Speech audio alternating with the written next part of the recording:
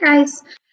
All right, today is the 26th, and on our agenda today is Monday. So today was our first Red Ribbon Week. We were wearing red today. We read the book I Promise. We did a morning movement, and then we started our math. Today in math, we were relating decimals and money. And we did some various problems from page 59 in our book. And so I'm going to give some examples of what that looked like today. So today we were taking money amounts. So let's say we had $4.58. We were really connecting each of these values to things that we've learned about with the place value chart. So we know that if we have our place value chart, we have our ones place, we have our decimal point, we have the tenths, and we have the hundredths. So here, if we have $4, that 4 is in the ones place. We have our decimal point. The 5 is right to the right, so it's in the tenths place. And the 8 is in the hundredths place. So here we can break this down. We can say that $4.58 is the same as 4 ones, or we could say $4. We can say that the 5 is the same as 5 tenths. If we're talking about money, we could say that that's 5 dimes. For our 800ths, so we did the 4, we did the 5, now the 8. The 800ths is the same as having 8 pennies.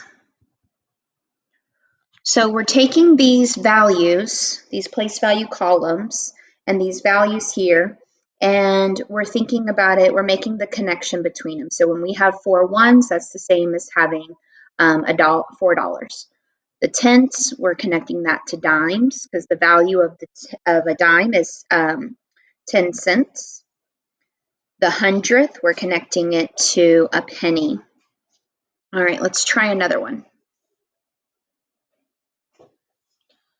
Let's take $7.23.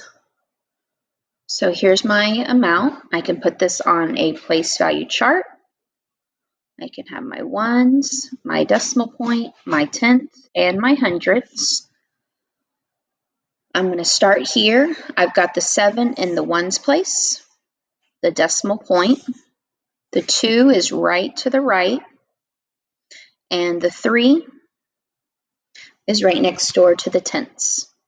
So $7.23 for my dollar amount, $7.23. Okay, so I can take each digit. So I'm going to start with my 7, and I can say the 7 ones is the same thing as $7. The 2 tenths is the same thing in money form. That's the same thing as 2 dimes. The 300ths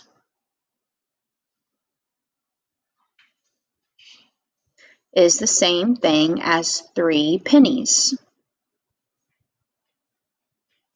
Okay. All right, so let me clear this. All right, the next thing we did was we practiced adding up some values. So let's say I have 3 quarters, 2 dimes, 1 nickel, and 5 pennies. Oop. Pennies. All right. 1 quarter is 25 cents. So if I have 3 quarters, I'm going to count by 25. So 25, 50, 75. So I write this as, there's no holes, 75. 2 dimes, a dime is 10 cents. So if I have 2 of them, that would be 20 cents. If I have a nickel, that's 5 cents. I've just had 1 of them, so I'm going to put 0.5. And if I have 5 pennies, that's the same as 0. 1 penny is 1 cent, so I've got 5 cents there. Now to find out how much I have in all, I just add these up. 5, 10, 15, 7, 8, 9, 10. I drop down my decimal, so that's $1.05 is how much this value is here. So again, you have to know your values of your coins. A quarter is 25 cents, a dime is 10 cents, a nickel is 5 cents, a penny is 1 cent. And then if you have 3 of them, then you're just going to skip count. 25, 50, 75. A dime, 10, 20, 30, 40. Nickel, 5, 10, 15, 20. Penny, 1, 2, 3, 4, 5. So depending on how much it's asking or saying that you have, you just need to skip count that amount. So you're either counting by 25s, you're counting by 10s, by 5s, or by 1s. So we reviewed those, and then like I said, we worked on those, just some random problems from page 59. We kind of skipped around a bunch, and then later when kids were done, they went back and they finished ones that we hadn't done, or that we hadn't finished. And then the independent work today, if you go to Google Classroom, if you go down to Monday under week 11, where the apple is, Monday math independent work, there is a quizzes link, and we're going to have one of these each day to just test how, not test, but just to check and see how we're doing on each of the different categories as we keep moving through. And you can click on this and do it till you're happy with your score. So if you don't get a passing score the first time around, go back, review your notes.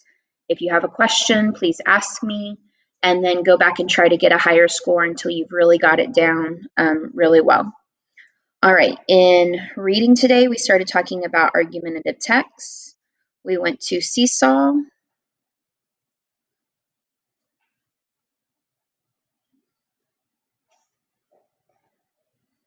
And in Seesaw, when you go to activities, if you go down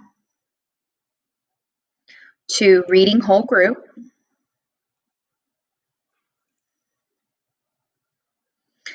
we talked about what argumentative text is. So argumentative text, it says authors use argumentative or persuasive text. So these words are interchangeable.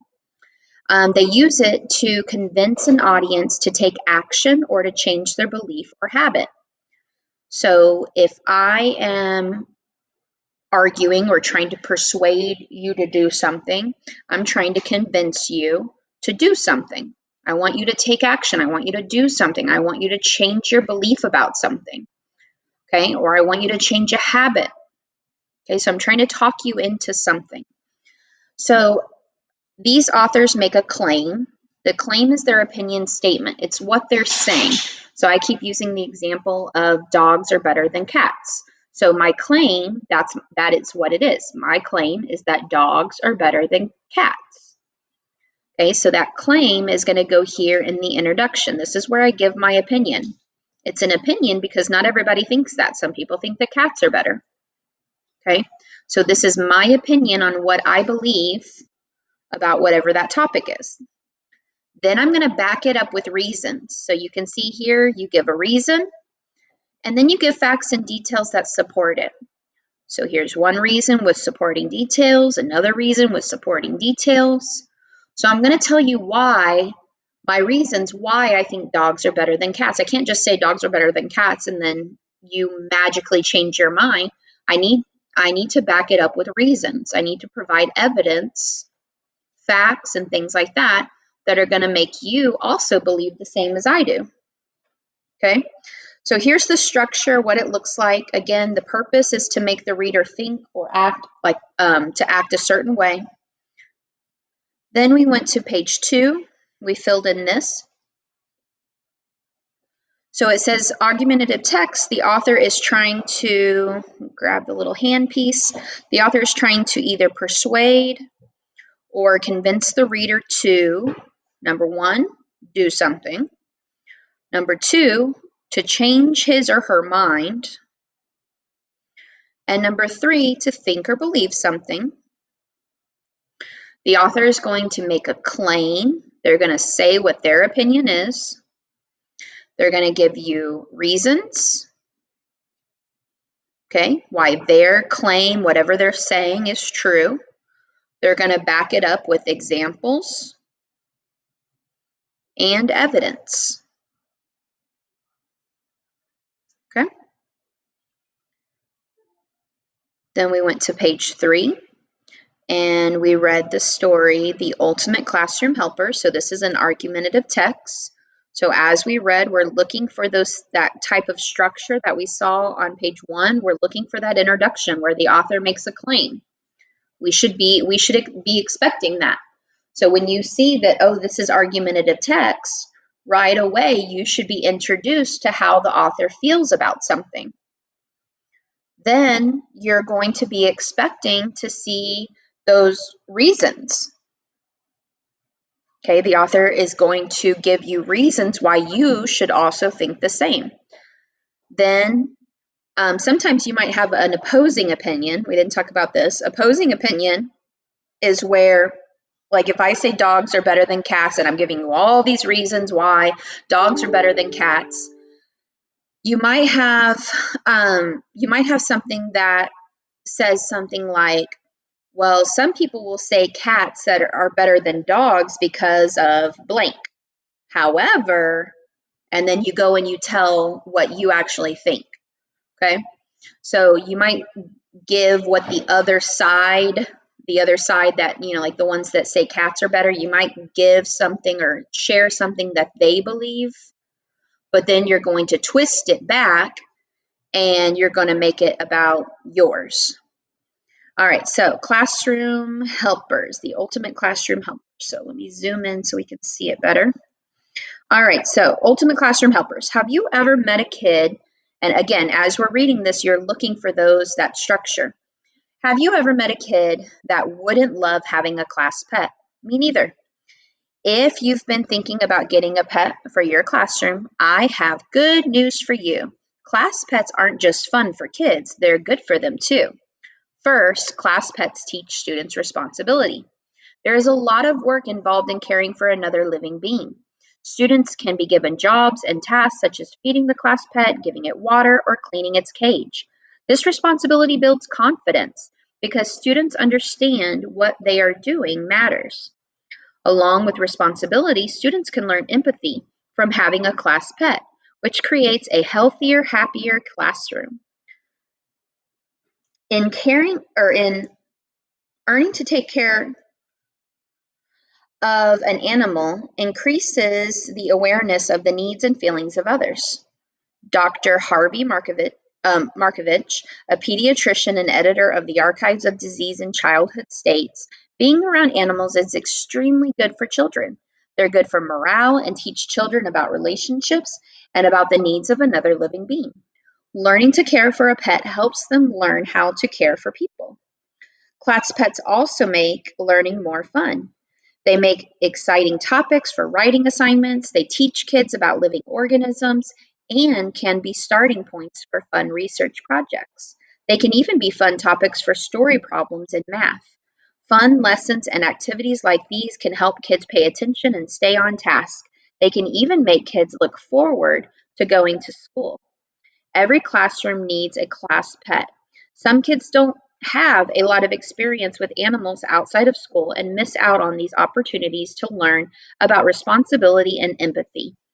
Bring pets into the classroom to share these experiences and make learning more fun. All right, so if you go back from the get-go in this introduction, you can see that they're saying their opinion is that class pets, they're not just for fun, they're also good for kids too. So then they go into all these reasons why those things are good for kids. They say it teaches them responsibility, and then it doesn't just stop there, it explains what it means. Okay, they can be given a job such as feeding. They have to give it water, clean its cage. This responsibility builds confidence. Okay, so everything tied in here is tying back to that. It's connecting back to saying students are being taught responsibility. The second paragraph, it says they can learn empathy. Okay, then it goes in and it talks about what that means. This last paragraph, it says it makes learning more fun. Then they give all these examples of how having a class pet can make learning more fun. So they're backing it up. Then you have your conclusion where they restate it in a different way. And they sum up their reasons here where they go back and they talk about responsibility, empathy, making learning more fun. So they're restating those points.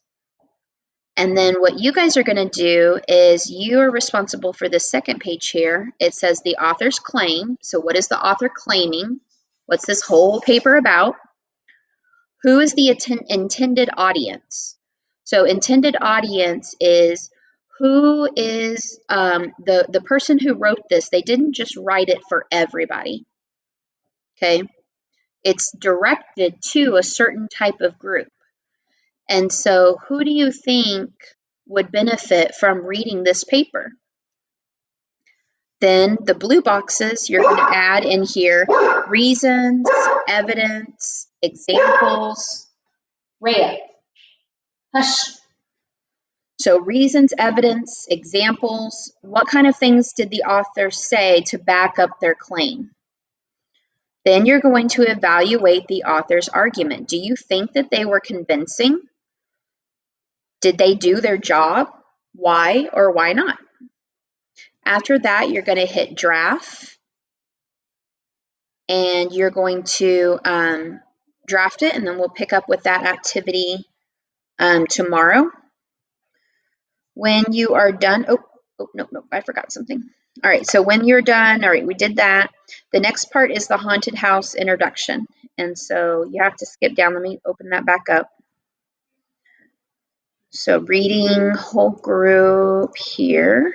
All right, the next, the independent work is you're going to take what you're learning. So we're going to skip all the way to 15. All right, so it says independent work starts here. So Monday through Friday, you're going to be taking what you learn and you're going to be applying it to your own writing. So you're going to switch roles and now you're going to be the writer. You are in charge of selling a haunted house. You have to make a claim. So your claim, your opinion is that this house is the best house on the block and definitely the house that your client needs to buy. So a realtor is someone who helps you either sell or buy a house.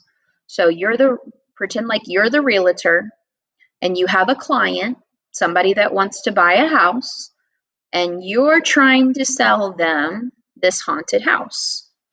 Okay, so the claim, it tells you right there, it's the best house on the block.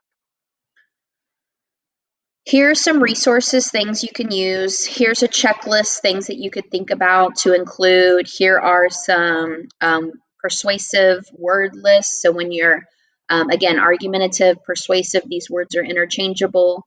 When you're writing, these are some things that you could say. So I strongly believe that this house is the best house on the block or in the neighborhood. I definitely think, in my opinion, it is worthwhile. I'm convinced. Clearly, this is the best. So that kind of language you can use throughout your paper. Reminders, make sure you're stating the topic. Your author needs to know what it is that you're trying to convince them of. Okay, remember, you're trying to convince them that they're going to buy or that they need to buy this haunted house. You're going to have 3 strong reasons. Okay, these aren't just one little sentence statements, these are paragraphs. You have to say your reason, and then you have to back it up. You have to give examples. Okay, make sure that your opinion, what you're saying, is very clear. When I say that dogs are better than cats and I give reasons and things like that, everything is very direct, it's very clear. My reader by the end of the paper should know that Miss Snyder is way more of a fan of dogs than she is of cats. Okay, it should be very clear what your opinion is. Your reader should not be like, they might like cats. Like, it should be pretty clear, or not pretty clear, very clear. All right, here are some brainstorming pages. So if you look on your agenda, today is introduction, and then each day after has a different section. So here in the agenda, we just worked on the introduction. It says make sure that you include a hook and a claim. So hook, I'm going to talk about next. We're going to go in more detail, but you want to grab hold of your reader. You want their attention from the get-go. You don't want to just say your claim off right away. You want to ask them a question, or you want to have some way of connecting with them before you just start sharing your opinion. Okay, get them thinking, get them connected before. All right, so once you do that, then you can draft.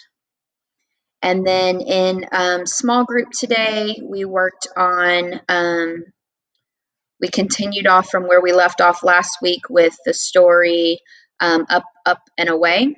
So we worked on some questions from that. All right, then we moved into writing. So in writing today, we started off with possessive apostrophe rules. So if you open up your Google Classroom and you go to Monday Writing under week 11, you have possessive apostrophes. And so here, apostrophes are used for two different reasons. This one that we're talking about today is talking about possession, ownership. So the first apostrophe rule is if you have, this is talking about things that are singular. So you might have, you're using a noun, a person, place, or thing, and it's just one of them. So one person, one place, one thing. Whatever that thing is, or that person, or that place, they're showing ownership or possession of something else. So when it's a singular noun, you're putting an apostrophe S. So for example, Jack is my noun, he's a person. The pencil belongs to him, he owns the pencil, so it's showing ownership. And the way that I show that ownership in my writing is I put apostrophe S. So when someone comes and reads Jack's pencil is broken, they know that number one, there's only one Jack, and that the pencil belongs to him. The second rule is for if you have more than one person. So this is plural possessive. More than one person, more than one place, more than one thing. Again, you're showing that ownership, but now it's more than one thing is owning or showing ownership or possession of something else. So the ladies, we're talking about not just a lady, we're talking about multiple ladies, all of them. All of their donuts had sprinkles. So the rule for this one is that you put the S and then you have your apostrophe go at the end. So the ladies' donuts had sprinkles. Okay, plural nouns that do not end with an S just need apostrophe S. So the mice's nest was behind the house. You don't say here, ladies is already ending in an S, but here, mice, the word mice, that means more than one. So here you put apostrophe S to show that the nest belongs to the mice. All right, so we went through and did some examples here. So for example, this was over here. You take the circle and you just drag it to the correct one. So jungles, you take the word Africa and you look at the word that follows it. So right after is the word jungles. So the jungles belong to Africa. So Africa's jungles are hot and full of snakes. So here we're not talking about multiple Africas, we're just talking about one, that one place. So apostrophe S. There's a lot of them in here, so we were just kind of skipping around here. So then we went to page 6. My computer screen is broken. The screen belongs to the computer. We're just talking about one computer, so apostrophe S. Then we went to page 8, and we're highlighting words that need apostrophe. We know that uncles needs an apostrophe because you're talking about my uncle's pig. The pig belongs to the uncle. Here, the word yard belongs to the Browns. It's the Browns' yard. Okay, so to show that that belongs to them, those words need apostrophes. Then we hopped over to page 12. The park's squirrels. The tree's trunk. Again, those are showing ownership, so you need that apostrophe. Then we jump to 14. Here it says all the girls. Okay, so we're not just talking about one girl. We're talking maybe there's these 3 girls. All the girls' balloons were round. So that apostrophe goes on the end. We would say girls to talk about these 3 girls here. We would say girls with an S at the end. So that we already have that S, but we have to put the apostrophe at the end to show that the balloons belong to the girls. And then if the reader, let's say the image of the girls wasn't there, the reader would know, hey, you're talking about more than one girl. There's more than one there. Then we went to page 16.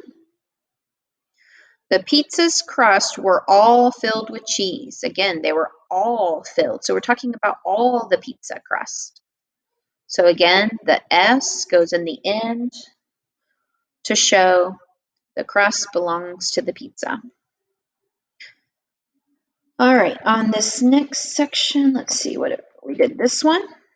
Page 19, it says put a check mark beside all the correct sentences and an X beside the incorrect one. So Tony's bike has a flat tire. The bike belongs to Tony. That's a correct sentence.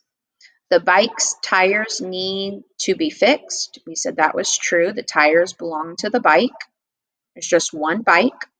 It's apostrophe S. 2 men fix the tires on the bike. Okay, their bikes have more than one tire, I mean. And if you look here, the apostrophe, if you look at the word that follows the word on, that means the word on belongs to the word tires, and that doesn't make sense. So that one we said was incorrect. There's no showing ownership. Then we went to 22. The zoo's animals are cute. Again, if you look at where the apostrophe is and you look at the word that follows, that's are. Are does not belong to animals. The apostrophe should be at zoos because the animals belong to the zoo. It should be the zoo's animals. So you would put your apostrophe here showing that the animals belong to the zoo. So this one was incorrect. Then you have the giraffes. All the giraffes' necks were spotted. Here you're talking, again, all the giraffes. You're talking about all of them. It's their neck. The neck belongs to the giraffe. Here, elephant. I saw an elephant. The long trunk belongs to the elephant. This word long is an adjective. It's describing the trunk that belongs to the elephant. So that apostrophe S shows that. All right. After that, we All right, so after that, we hopped back into Seesaw and we looked at some opinion writing. We talked about the topic and charge. So under your activities, if you go to opinion writing whole group, all right, so we did kind of a little bit of a boot camp with writing to get ready for that benchmark. Now we're backing back up to the beginning and we're slowing it down and we're really looking at all these pieces a lot deeper to make sure we really, really understand each of these parts. So here is the prompt page on the left here. It says grade 4 writing expository prompt. Read the information in the box below. And so you read this information. It says there are so many wonderful pets that could become part of a family. Dogs, cats, turtles, fish, and hamsters are some animals that people have had as pets. So no matter what your prompt is, they're all going to have the same format. They're all going to have that read, think, and write.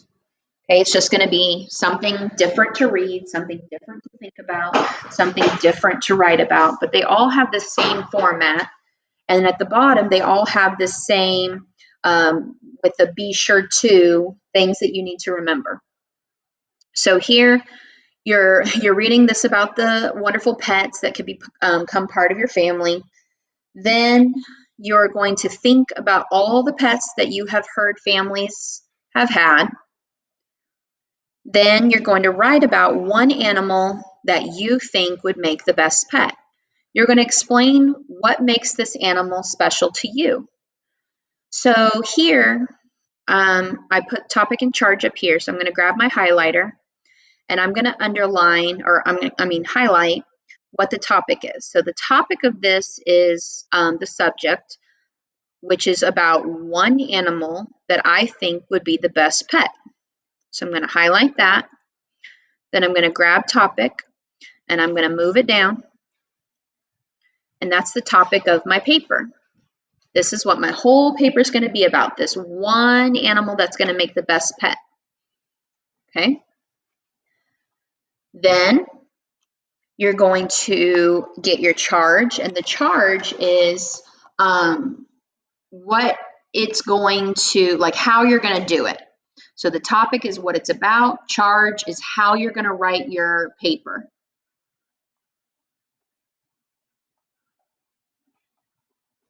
All right, so the charge, I'm going to grab the highlighter, change it to orange. The charge, the way that we're going to write this is we have to explain what makes the animal special to me, to us. Okay. So here again, the be sure to, we'll talk about more later. So here again, we're writing about one animal. So for my topic brainstorm, I'm going to think about animals that I could write about. So I'm brainstorming animals that could be possible picks for me. So I'm going to say dog. Let me change this. All right, a dog. I'm going to say, some people might say a cat. I'm going to say, how about a snake might be the best pet? Somebody might say that. And then how about a hamster? I'm going to take these, I've just brainstormed, thought of some things that could be considered best pets and added them there. Now I'm going to pick one. So if you know Miss Snyder, I'm going to go with the dog. All right, so I picked my topic that I'm going to write about. Remember, it says write about one animal, so you're just picking one. They did not say pick 5. They didn't say pick 3. They want one animal, okay? So go to page 2. Page 2, again, we have our prompts. You need to keep referencing this over and over and over and making sure that you're following directions, okay? Next, we're going to come up with a central idea. So the central idea is your response, your statement about what this prompt is asking you. So it's asking you to write about one animal that you think would make the best pet. So you're going to flip that and you're going to make a statement. I think that I went with dog. Whatever you went with, you fill in. I'm going to fill in mine. So I think a dog would make the best pet. So I'm going to click that, drag that there. That's my statement. That's my central idea. And if you remember this, be sure to, this part right here, be sure to clearly state your central idea. It's the very first thing.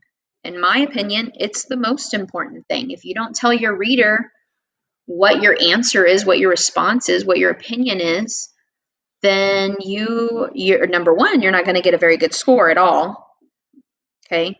You have to do that. And then number two, it's confusing to your reader. If you just start talking about dogs, your reader doesn't really understand how that connects to what this prompt is that you're supposed to write about. So you have to tell them, if your job is to tell them what makes the best pet, you have to answer it, I think. And when you answer it, you're putting it in a complete sentence. I think a dog would make the best pet. Now we're going to go to page 3. And this is the first thing that we're going to talk about. So with your, besides the prompt page, this is the first thing you're going to jump into once you've made your central idea. And your whole paper, we do that central idea first because your whole paper is going to evolve around that one statement.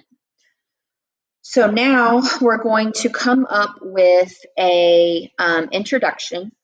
And remember, our introduction, it needs the hook, and then it needs that central idea. So we've got the central idea. We know what we're writing about. Now we want to think, how can I hook my reader? Okay, it says you want to hook your reader. If you just state your opinion right from the beginning, your reader might not be interested. Okay, or they might feel like it doesn't really have anything to do with them. So you want a pretty, you want an engaging introduction, like an engaging first sentence or two that really connects your reader to your story. If right off the bat I said dogs are better than cats, or let me say it how I said it, I think that a dog would make the best pet. Well, you might have a reader that thinks the complete opposite. And if you just immediately jump into that statement, they might be like, oh, I'm done.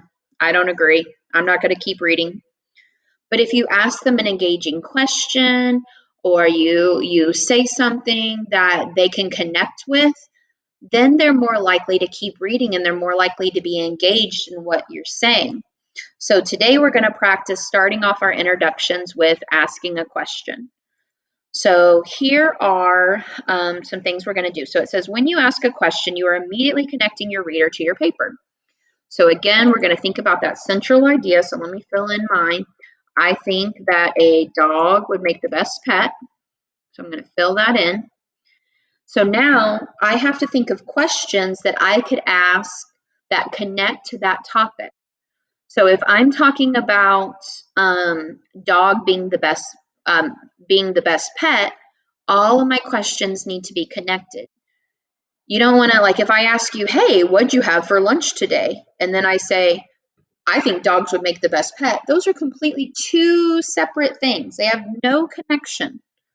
So whatever you ask has to be connected. So you're going to pick, you can jot down some ideas. So here I put some. So I'm going to pick 3 that I like. So I like this one out of all the different types of pets.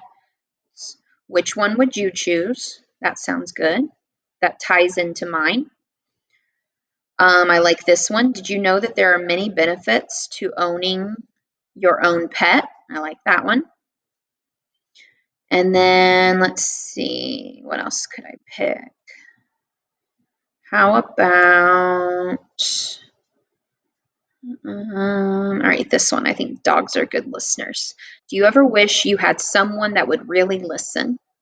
Okay, so now you're going to pick something that is really going to engage your reader. And then remember, as long as they connect, don't be afraid to have more than one. So you can either pick one question to go with, like this one right here. Do you ever wish you had someone that would really listen? That connects to my topic. I'm going to double check and make sure, okay, because I can tie in about how dogs are really great listeners. I can make that connection. So that connects. these here, but that one right there doesn't really connect to any of the other ones that I've written here. And so, but these do kind of connect. So out of all the different pets, which one would you choose? Did you know that there are many benefits to owning your own pet? So I can make those connect. So I'm gonna highlight both of those. Those are gonna be two that I'm gonna use. Okay, I could change my mind later, but I'm just brainstorming and getting some ideas. So I'm gonna try to see if I can make those two. I like both of them the best. So I'm gonna try to see if I can use make both of those work for my introduction. All right, so we paused there, and so we drafted this, and we'll continue working on it throughout the week. And then we did not get to this quick write. We ran out of time, but at the bottom of that activity, if you have time and you want to go back, if you flip through,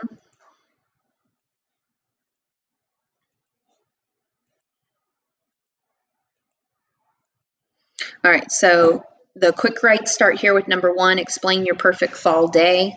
So you can add your text there. All right, but we didn't get to that today. We ran out of time. All right, we went to lunch and recess after that. Then we came back and we got into science. And in science today, we reviewed weathering, erosion, and deposition. We did Seesaw pages 1 and 2. So let me hop back into Seesaw. And again, this is another thing that we're working on throughout the week. So we started and then we drafted. So let me add a response. All right, so we watched this video here about weathering, erosion, and deposition. And I like this video because it gave some really good real life connections to what it looks like in real life. And then we took some notes. So again, we reviewed that weathering is the breaking, erosion is the taking, and deposition is the dropping. So when you have that rock and it's breaking, that's weathering. Those little pieces that break off, they're called sediment. They move either from wind, water, ice, gravity. Something causes them naturally to move. Okay, naturally meaning earth, something from earth, not like somebody goes up and kicks it. That's not a naturally occurring thing. Then deposition, they get dropped off or deposited somewhere else. So we took notes here. Then our activity today is we added some lyrics. So we've been singing weathering breaks it, erosion takes it, and when the motion stops, deposition drops. We've been adding, or we've been singing this song. We added some lyrics to it today. So we added a beginning and an end. So here you can push play and you can hear me sing it here. So you can hear what it sounds like. And then in this open spot right here on the left, I wanted you to sing, or you could just say, you don't have to sing, but I wanted you to come up with a movement that's going to help you remember, okay? So you're going to create a video. You can upload it and add it into this open spot right here. And then tomorrow we'll move on. Tomorrow we're going to do a lab. So here's the items that you need for your lab. And we'll do that tomorrow. And so again, upload that here, and then you can hit draft to save your progress. All right, then we did not get to the remaining questions. I'm going to actually move this to tomorrow. Try to get to that after our lab that we do tomorrow. And then for social studies, we did week 11. We did our current day. So we talked about LaSalle. Social studies week 11. You can click here and you can go to Monday. So here we're listening for during his time of exploration. So here he comes over and the first question is, what was Mexico called? So it wasn't called Mexico at the time. What was it called? Then who was he claiming land for? So people were coming over from different countries, different European countries and things like that. And they were saying, okay, I'm I'm from this country, so I'm claiming I'm the one that explored and discovered this land. I'm claiming it for, and they would claim it for their country that they originated from. And so who is he claiming land for? And then why did he build a colony at the base of the Mississippi River? So 2 reasons. So make sure you list your first reason, then make sure you list your second reason. All right, so you click here to get to your article that you're going to read, and it's called A Strange Man in a Strange World. All right, then for our enrichment today and intervention, I took all the daily reviews that we've been doing and I kind of merged them together to do during our intervention time. So we did this first page. There were 3 questions for math, a couple questions with reading, and then writing. So this is Monday. Tomorrow's Tuesday. So we just did this first page here. And then,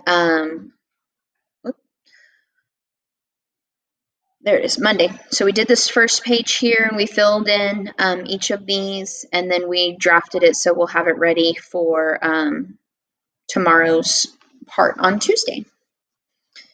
And then we went to STEAM today. For STEAM, this was a alternate assignment just in case students weren't able to access the STEAM lesson. So this is something that you can do on spiders. And 7 people got them in. I really liked your stuff that you guys turned in. That looked cool. So again, you're making a picture of your spider web art. So it goes through with a lesson and then you have an activity where you could share if you'd like. But that was there for you guys. And that was it. So let me know if you have any questions and I will see you on Tuesday. Ciao.